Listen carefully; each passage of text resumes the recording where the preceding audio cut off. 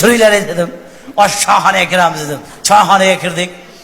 O'tirib biz yaliga xizmatkor yigit keldi. Aka, osh 40 minutda tayyor bo'ladi. Xolasangiz go'sht bor dedi, 10 minutda tayyor bo'ladi dedi. Aytdim, bo'lmasa 1 kilo go'sht olib keling dedim. 1 kilo go'sht olib keling desam, bo'pti deb shunday ketdi-da, 10 minutdan keyin katta laganga 4 dona suyak olib kelibdi. Menga qarab, yana nima olib kelay aka dedi. Endi bitta itam olib kel buni yeyishga dedi.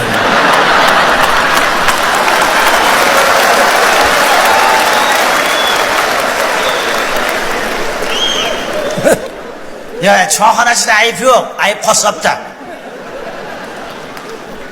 Qassoblar bilasizlar-a? Aka, lahim. 5000 qo'shing mana lahim. Bo'ldi, qo'ying deysiz, shunga qaramayotgan paytingizda lahimni bunday ko'tarib choyga sepaysiz qo'yasiz.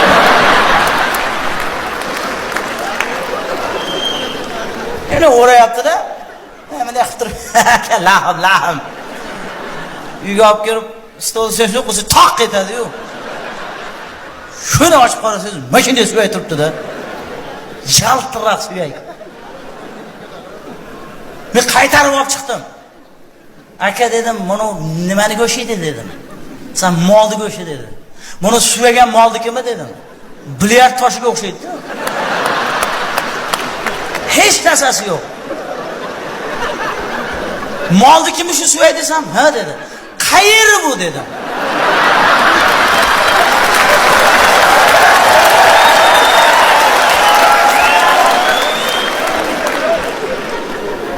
Desam, "Ne şu? Bilmiyorum" dedi. Ya insof bilan de endi. U suyakni itga tashlasangiz, it qochib ketadi. It yuguradi suyakka. Qochadi it. Chunki it uni g'ajib ko'rganda. It tishlari to'kilib, kemshik bo'lib qolgan it. Ayki ikkita tillachi soldirib olgan it.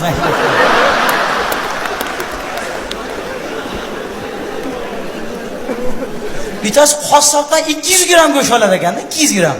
Har doim 200 gram olar ekan. Shu yangi yegisi kelsa kerak endi. Qassob ham tanir ekan o'sha odam. Shu kelyapsa 200 gram go'shtni tortib tayyor qilib qo'yar ekan. Burga haliga odam kelibdi-da, qassobga qarab, "Aka, 2 kilo go'sht bering." Zo'yaga qassob ham, "Ha, to'y qilyapsizmi?"